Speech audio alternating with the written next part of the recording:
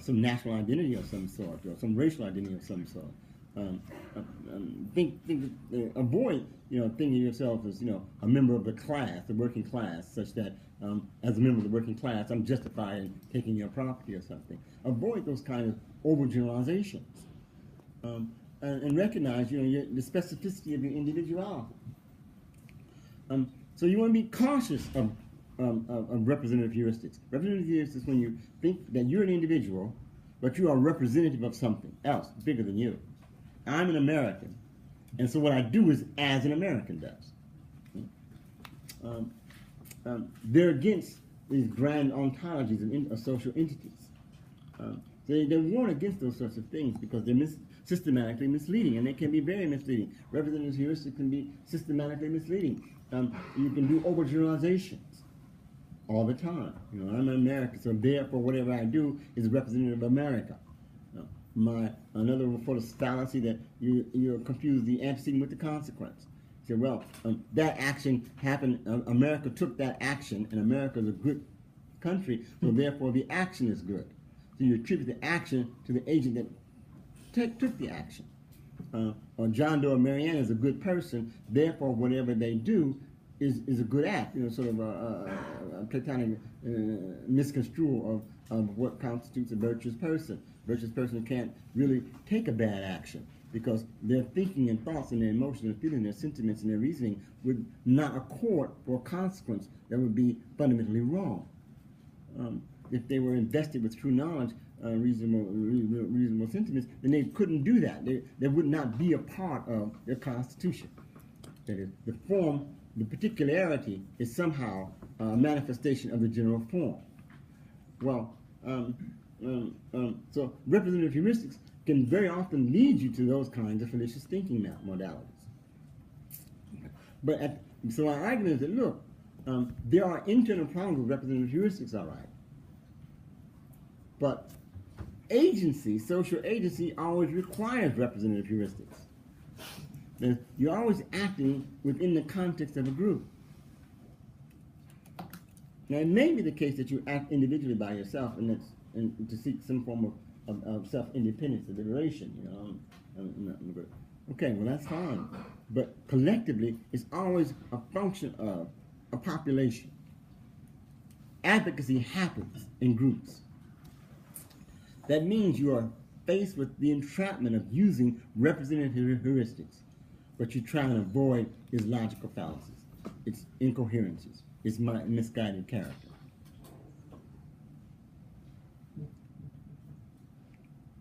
So, those are three features of pragmatism, which are classical pragmatism, that on the one hand I reject.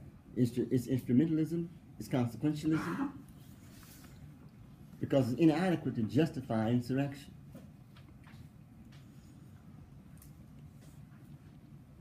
It's not, I don't think, it's inadequate to give warrant to the kind of motivation that's required for an insurrectionist.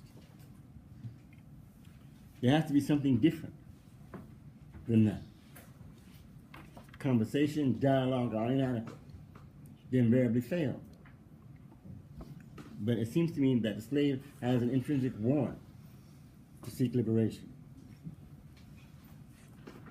The second part has to do with the conception of humanity. Part of what happens is that once you take that conception seriously, then you're faced with some very difficult choices, especially from the standpoint of the history of American servitude. Because you're with a population that does not believe in that. It believes that humanity is separated in kinds, by racial kinds. Another way to think about this is this. One of my favorite examples, I used it earlier today and I'll use it again too, is the American census. Right? Now, you ever get these forms that say, are you white, black Hispanic, white Hispanic, Asian, other. You ever get that form? You ever fill out one of those things like, and you don't know what to fill out, right? Man, what am I supposed to say, man? I'm supposed to say, man, I got some white people in my background, you know. I'm just one drop move, you know. One drop of black heritage makes you black. No, I did it the other way around. One drop of white heritage makes me white. Hey, yeah, I'm part of the privileged class, man. I'm gonna write down white on this thing, man. See what happens. We're gonna get some money out this deal, man. How come I got to be degenerative, you know? One drop of black blood makes you black. Where's black blood at anyway? How do you get black blood? How do you get white blood? Any African heritage from sub-Saharan? Did you realize where is sub-Saharan Africa? Do you really believe that nobody walked across the desert? You know, just everybody below sub-Saharan Africa is black. What planet are you on? You know? Anybody ever been to Egypt? You know, seen Anwar Sadat? Anybody? And they're black as you can be. So you black, you gonna come to America, you gotta stamp white. Because you are legally a white man. Because you come from that country, you white. You North Africa, you white boy, shut up. Damn. This is an insane census. What are you going to do with this census in Mexico? Tell him. And what are you going to do with this census in Mexico? Juarez, Mexico. Hello, all the white Mexicans, would you come over here? And all the black Mexicans, would you go over there? What are you going to do with this? I mean, how are you going to work this thing? What are you going to do with this in Rwanda?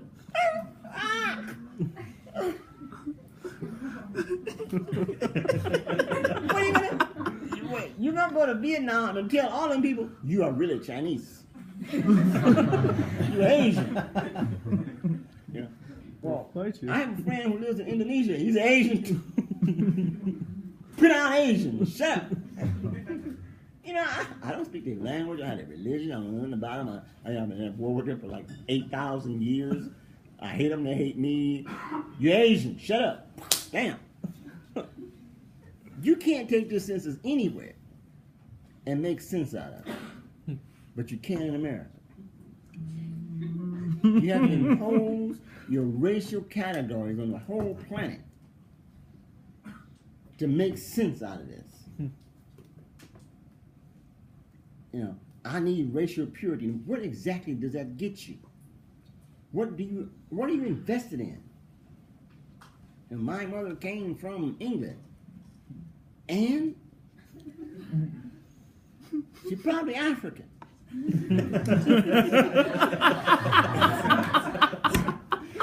Have you ever seen the pictures of Roman soldiers?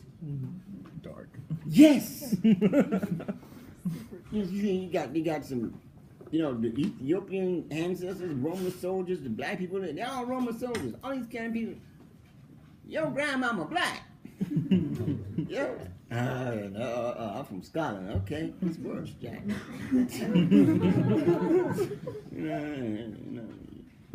What's invested in this? I'm from Africa. I'm a pure African. Right. And exactly which Arab family are you from again? Okay, what part of Africa are you from? You know, West Africa. Are you Amharic, Oromo, Tigrayan? That's East Africa. Whole nother world. How does this work? But anyway, so the point is that representative heuristic utilizes these group categories, and that's a problem.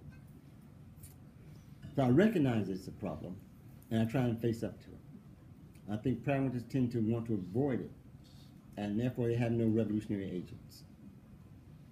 They can't say the working class is a revolutionary agent. They can't say that women are revolutionary agents. They can't say that the underclass is a revolutionary agent. They can't say that slaves are revolutionary agents. Because those are collective populations of group formations, which we're assuming have an interest in universal human liberation of some kind, of special kind. But as an insurrectionist, I can't. I can say I think that slaves, including modern slaves, have an interest that's special. I can argue for the abolition of complete institutions. I'm a Davisite. I believe in the philosophy of Angela Davis. I'm a follower of Angela Davis. I believe her philosophy is right. I believe her philosophy that says we should abolish prisons is right. And by abolish prisons, what she means is abolish the conditions that make prisons possible. Totally. Not some of them, not occasionally, not later, now.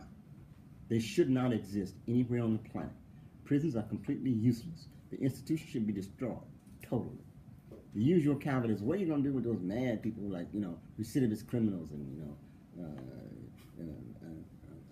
people who kill 99 people, they want to just enslave children. What are you going to do with those people? There are thousands of ways to confine such persons. That's possible. You can find them in lots of different ways. But 99% of people in prison are not like that at all.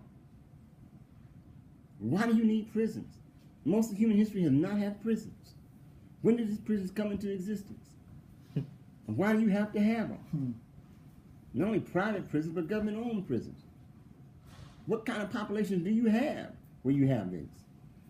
Rather than punitive justice, I favor restorative justice.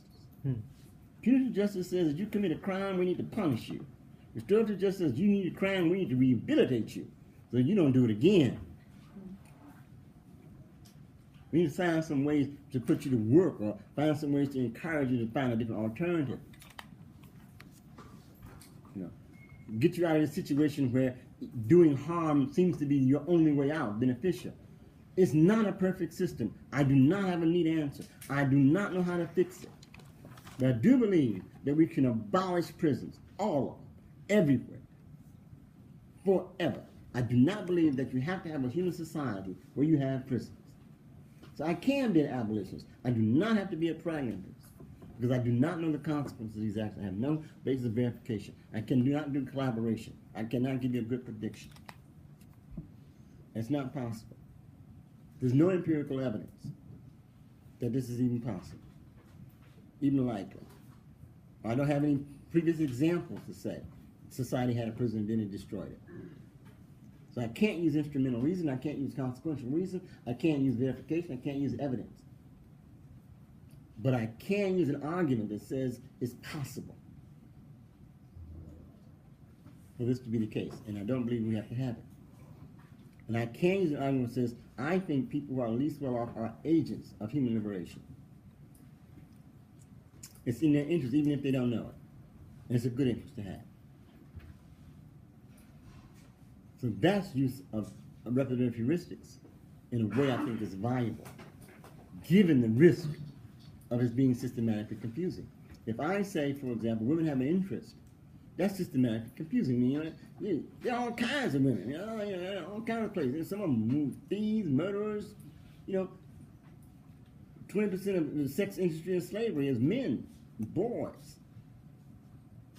Some of the most effective people who engage in forcing young men and women to be slaves are women.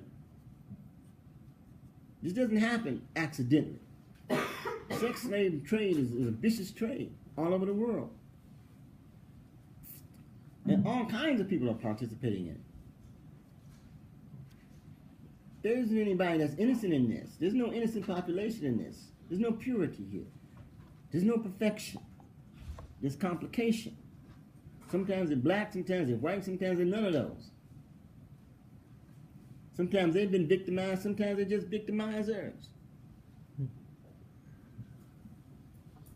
But I do believe that on balance I can talk about the interests of the least well off. I can talk about the interests of those who have been victimized.